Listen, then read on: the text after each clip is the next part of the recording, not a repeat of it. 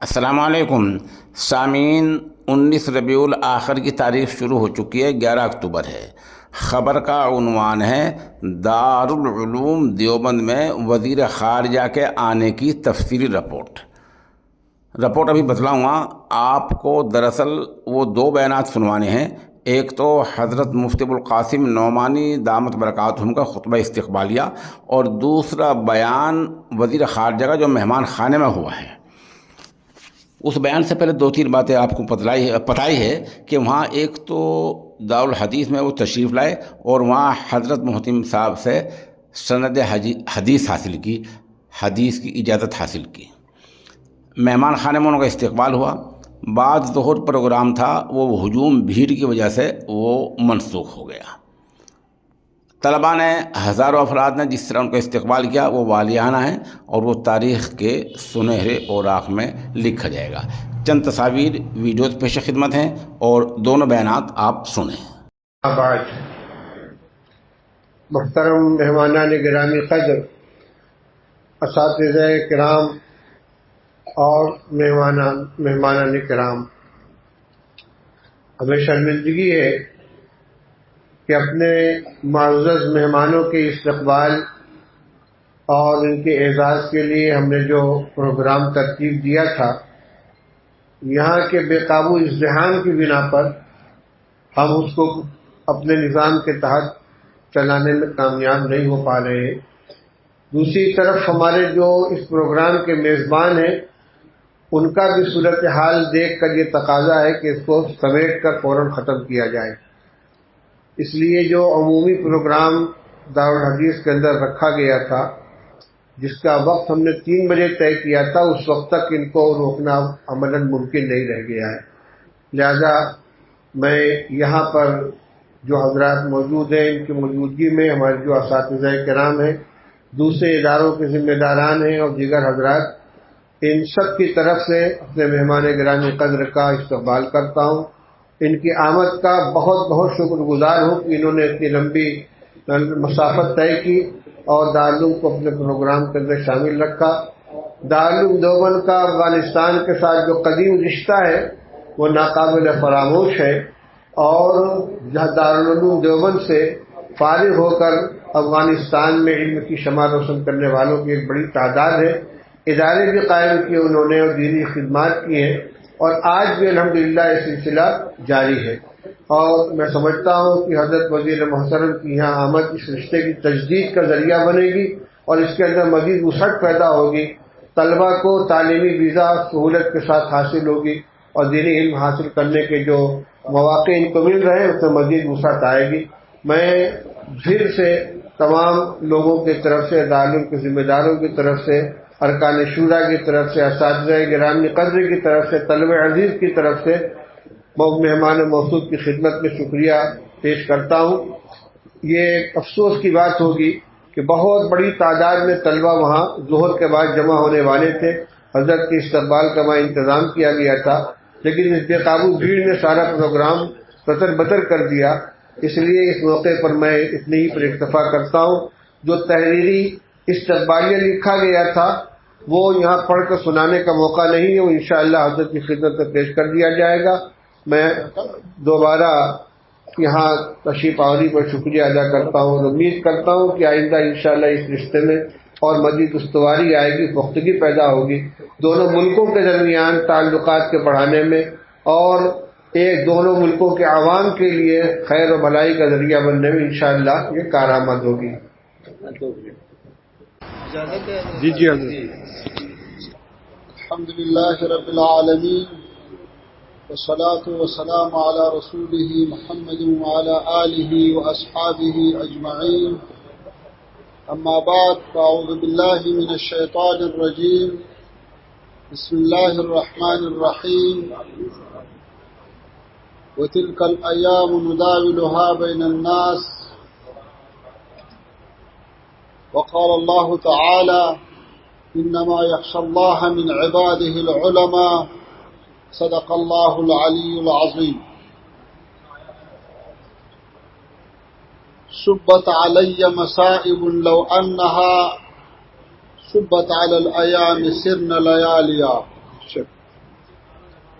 دارالعلوم دیوبند کے قابل قدر اساتذہ، مشائخ اعظام، طلباء کرام اور محترم حاضرین، سب سے پہلے آپ کو اور ہندوستان کے تمام مسلمانوں کو افغانستان کے اکابرین، علماء کرام اور عوام کی جانب سے سلام اور نیک تمنائیں پیش کرتا ہوں۔ آپ کی بسعادت اور خوشحال زندگی کا طلبگار ہوں۔ دارالعلوم دیوبند کے مؤسس مولانا محمد قاسم نانتوی رحمۃ اللہ تعالی علیہ اور دیگر اکابرین رحمہ اللہ تعالی کی خدمت میں سعدی شیرازی صاحب کا 2 شعروں کا نذرانہ پیش کرتا ہوں۔ پشت دتائی فلک راست شدہ خرمی تاچت فرزند زاد مادر ایام را وصف ترا گر کند ور نکند اہلی پزل حاجتی مشات نیست روی دلارام را۔ محترم حاضرین، برصغیر ہند کے مسلمانوں اور افغان عوام کے درمیان تعلقات کی تاریخ بہت پرانے ہیں، جو 10 صدیوں سے بہت زیادہ عرصہ پر محیط ہے۔ یہ صرف افغان سلاطین نہیں تھے جنہوں نے اسلام پہنچانے میں اہم کردار ادا کیا، جن کے ناموں سے ہندوستان کے مسلمان واقف ہے، بلکہ علمی لحاظ سے یہ تعلقات اتنے مضبوط ہے کہ ایک دوسرے سے ناقابل شکست ربط اور اتصال رکھتے ہیں۔ اگر افغانستان کے علماء کرام مولانا عبدالحق محدث دہلوی، امام ربانی شیخ احمد سرہندی، حضرت شاہ ولی اللہ صاحب، مولانا امیر زاہد ہیروی صاحب، قاضی محب اللہ بہاری صاحب، مولانا خلیل احمد سہارنپوری صاحب، شیخ الہند مولانا محمود الحسن صاحب، علامہ انور شاہ کشمیری صاحب، مولانا اشرف علی تہانوی صاحب رحمہ اللہ تعالی اور دیگر علماء کرام کے کتب اور علمی فیض سے اساتذہ استفادہ کرتے ہیں، اور ان حدیث کی روایت کے سند مولانا حسین احمد مدنی صاحب، حضرت شیخ الہند صاحب، مولانا رشید احمد گنگوہی صاحب، مولانا قاسم نانتوی صاحب، شاہ محمد اسحاق صاحب اور شاہ عبدالعزیز صاحب رحمہ اللہ تعالی کے ناموں سے وابستہ ہے، تو دوسری جانب ہندوستان کے اکثر علمی خانوادوں کے جڑے افغانستان تک پہنچتے ہیں۔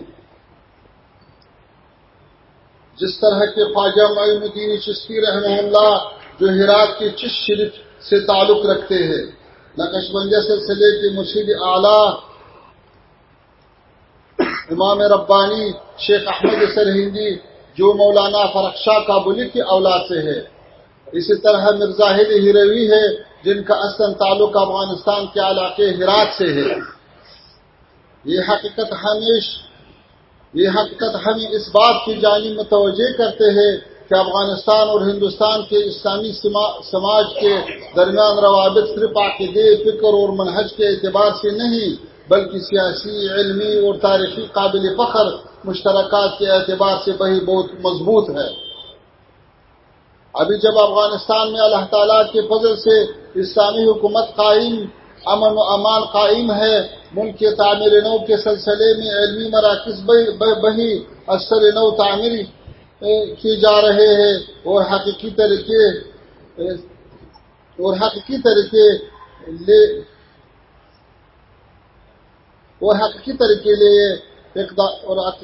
سے اقدامات کا آغاز کیا جا رہا ہے۔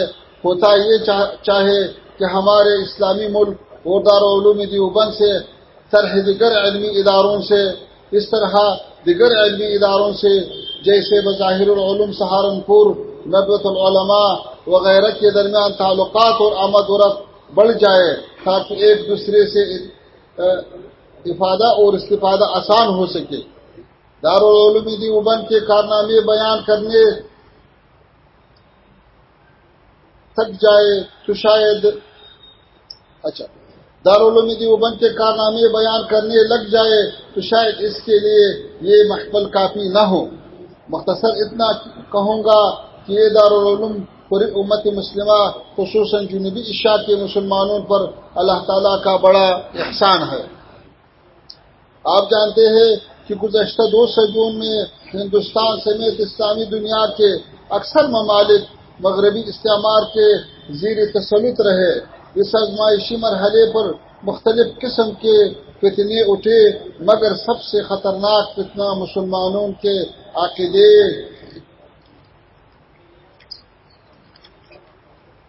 اخلاق اور ثقافت کے تحریف اور اس کے خاتمے کی صورت میں درپیش تھے۔ اس تاریخی میں دارالعلوم دیوبند نور اور ہدایت کا اونچ سر چشمہ تھا، جس نے مسلمانوں کے عقیدے، فتوا، فکر و ادب، دینی علوم، تصوف و عرفان، اخلاقی تربیت اور زندگی کے تمام شعبوں میں صحیح منہج متعین کر کے دیا اور اقوام کو گمراہی سے بچایا۔ دارالعلوم دیوبند کے مشائخ کرام کا بڑا کارنامہ یہ تھا کہ ہر طرح کے تنگ دستی، غربت اور مشکلات برداشت کیے، مگر علم، فتوا اور دعوت اسلام کے حریت اور خود مختاری کا تحفظ کیا۔